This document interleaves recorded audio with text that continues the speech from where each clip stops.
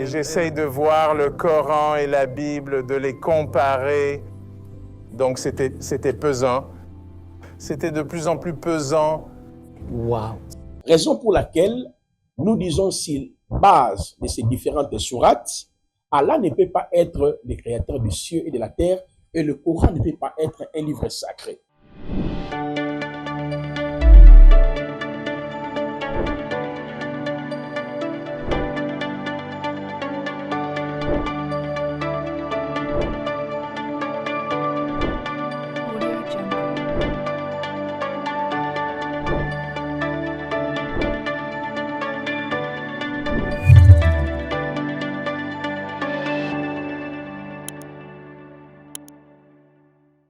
Shalom, soyez les bienvenus dans cette émission, la rétrospective. Et nous allons suivre aujourd'hui ces grands témoignages d'un fils d'imam marocain. Et ces témoignages m'a bouleversé. Et je pense que ça sera aussi votre cas.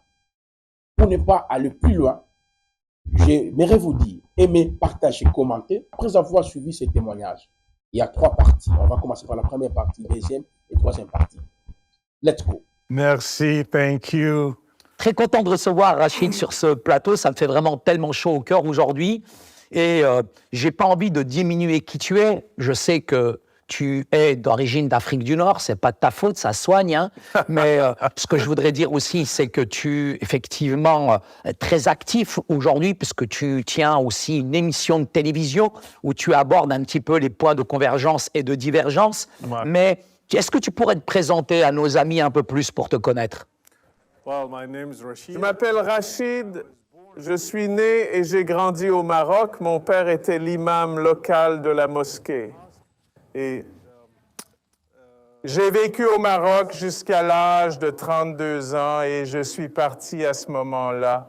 Je suis donc connu sous le nom de frère Rachid, comme vous l'avez dit, et tout le monde me connaît sous ce nom et j'ai une histoire à raconter de comment le Seigneur m'a fait passer de l'islam au christianisme.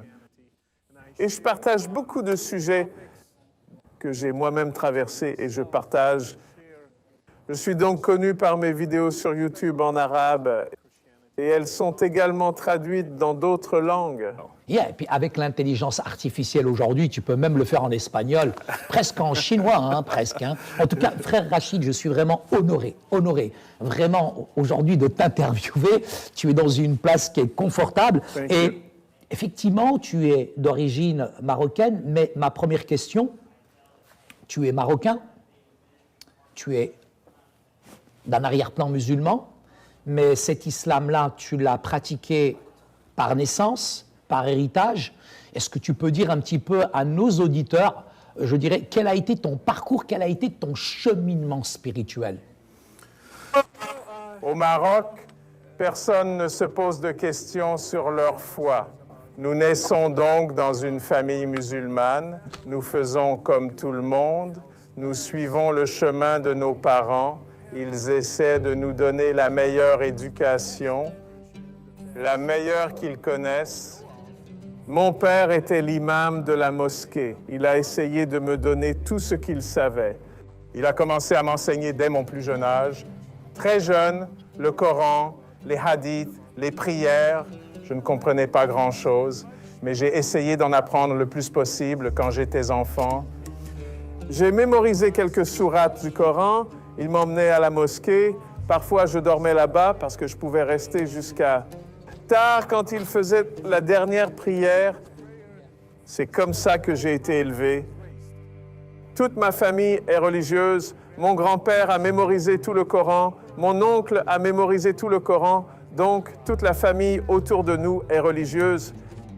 J'ai donc commencé à grandir comme ça. Je n'ai jamais douté de l'islam. Je n'ai jamais eu de grandes questions. J'avais de petites questions à l'intérieur, mais pas au point de douter que l'islam ne soit pas une religion de Dieu. Jusqu'au jour où j'ai déménagé à Casablanca parce que je n'avais pas de collège dans mon village. Alors j'ai dû déménager dans une autre ville.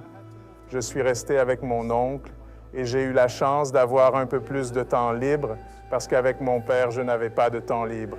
Entre l'école, dormir, aller à la mosquée aider à la maison. Bref, pas de temps libre. Casablanca était un peu plus facile, donc j'avais du temps libre. Alors je suis allé là-bas, j'ai eu un nouveau passe-temps, j'ai commencé à écouter la radio. Et puis une nuit, parce que c'était le Ramadan, vous savez, dans le Ramadan, nous devons rester tard, donc nous pouvons participer un peu au jeûne, même en tant que petits-enfants. J'avais 12 ans. 12 ans, vous n'avez pas à jeûner, mais au moins vous pouvez jeûner quelques jours par-ci, par-là pour vous enseigner.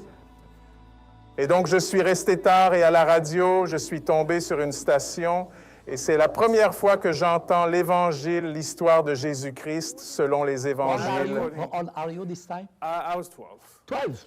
J'avais 12 ans, j'aurais pu jouer à la PlayStation. No, before no PlayStation. La radio était ma PlayStation. Donc je jouais avec des stations, donc j'essayais d'écouter, puis j'ai entendu l'histoire de Jésus. Bien sûr, elle contredit le Coran, tout ce que l'Évangile contient. Il est le Fils de Dieu. Puis j'ai entendu qu'il a été crucifié sur la croix et puis j'entends tout ce qui va à l'encontre de ma foi et je me demande qui sont ces gens. Ils parlent arabe. C'était Brother Rachid? Exactement, c'est moi dans une autre version. Alors j'ai dit, qui sont-ils? Sont-ils musulmans? Sont-ils, parce que pour moi, arabe égale musulman à l'époque. L'équation est là. Pourquoi un arabe parle d'une histoire différente de celle du Coran? Yeah, incroyable. Et ainsi, à la fin, j'ai pris l'adresse et je leur ai envoyé une lettre sur laquelle j'écris quelques versets du Coran et je m'oppose à ce qu'ils ont dit. Je les ai même insultés, vous savez, oui, j'ai été grossier.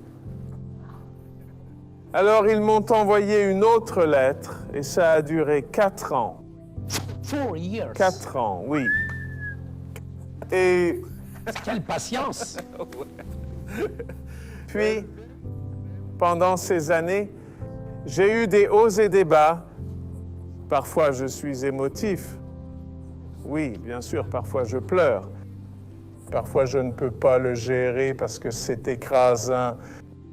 Parfois, c'est trop pour un enfant. Il y a trop de questions. Et j'essaye de voir le Coran et la Bible, de les comparer.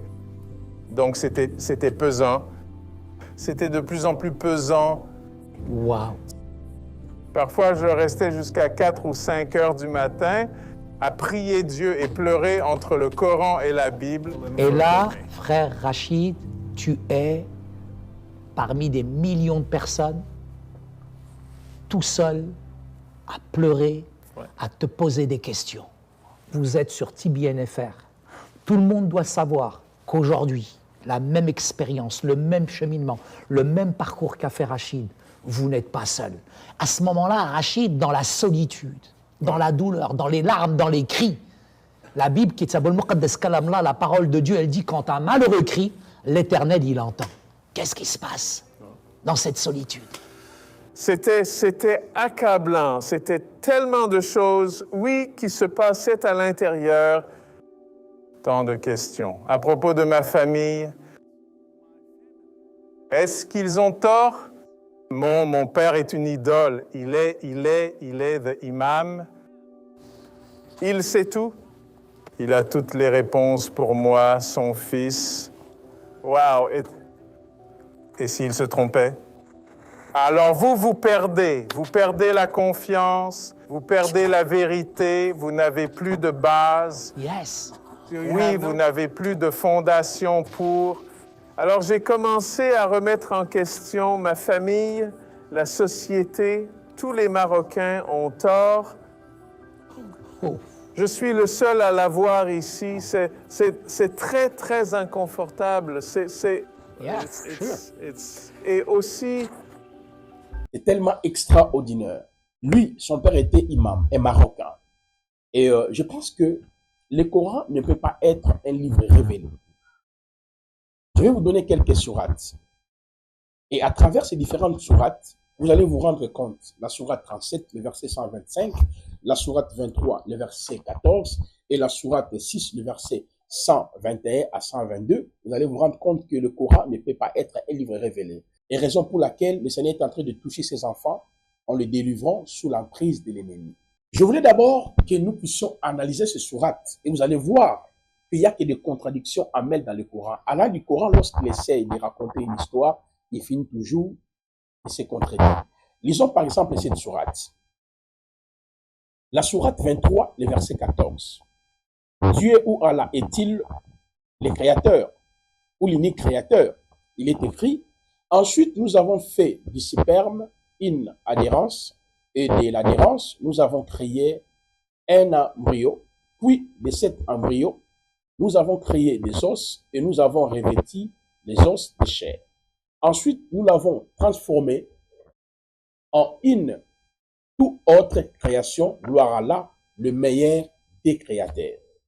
D'après ces passages, on voit que Allah n'est pas le seul créateur, il y a plusieurs créateurs. D'après ces passages, on voit que Allah n'est pas le seul créateur, il est le meilleur des créateurs. Il y a plusieurs créateurs, mais Allah fait partie de ces créateurs. Autrement dit, l'homme n'a jamais été créé seul, selon le langage coranique. Prenons encore une autre sourate, la sourate 6. Vous allez voir qu'il n'y a que des contradictions dans ces livres. La sourate 6, dans le verset 101 à 102, la parole nous dit ceci. Créateur des cieux et de la terre, comment aurait-il un enfant quand il n'a pas de compagne? Celui qui a créé, celui qui a tout créé, il est omniscient. Regardez, ici, on démontre clairement qu'Allah est l'unique à créer. Mais dans la sourate que nous venons de lire, il est le meilleur des créateurs. Il y a d'autres créateurs et lui s'ajoute. Et dans le verset 102 de la même sourate 6, voilà Allah votre Seigneur. Il n'y a de divinité que lui, créateur de tout. Adorez-le donc, celui qui a changé de tout. Ah bon? Dans cette sourate, Allah se présente étant le créateur de tout. Mais comment ça fait-il? Dans la sourate précédente, Allah lui-même s'est présenté comme le meilleur des créateurs. Alors, selon le Coran, il y a combien de créateurs? Il y a deux créateurs ou il y a le seul créateur? Ce qui démontre que le Coran ne peut pas être un livre authentique. Invoquez votre Baal, idole. Désirez-vous le meilleur des créateurs? Vous voyez? Ici, Allah confirme qu'il y a d'autres créateurs. Or, cependant, dans la sourate 6, le verset 101 à 102, Allah nous dit clairement, ok, il est l'unique créateur. Mais dans la sourate 23, le verset 14, et la sourate 37, le verset 125, raison pour laquelle nous disons sur base de ces différentes sourates, Allah ne peut pas être le créateur du ciel et de la terre, et le Coran ne peut pas être un livre sacré. Donc le Coran, c'est un livre qui n'a jamais été inspiré. Méditez vous-même ces différentes sourates et vous comprendrez clairement que le Coran, c'est un livre faux. Il n'y a que des contradictions dans les livres qu'on appelle le Coran. Raison pour laquelle ces fils d'imam que nous bénissons le Seigneur l'a fait tirer dans cette doctrine erronée, fallacieuse, dans un livre plein de confusion, le Coran. Aujourd'hui, il est serviteur d'Elohim et nous rendons gloire et honneur à notre Elohim pour ce grand travail qu'il vient d'accomplir à travers son serviteur. Ça, c'est la première partie. On va passer justement dans la deuxième partie et la troisième partie et vous serez énormément très bénis. Aimez, partagez, commentez, envoyez aux autres. Jésus-Christ est le même hier, aujourd'hui et éternellement. Baruch Hashem.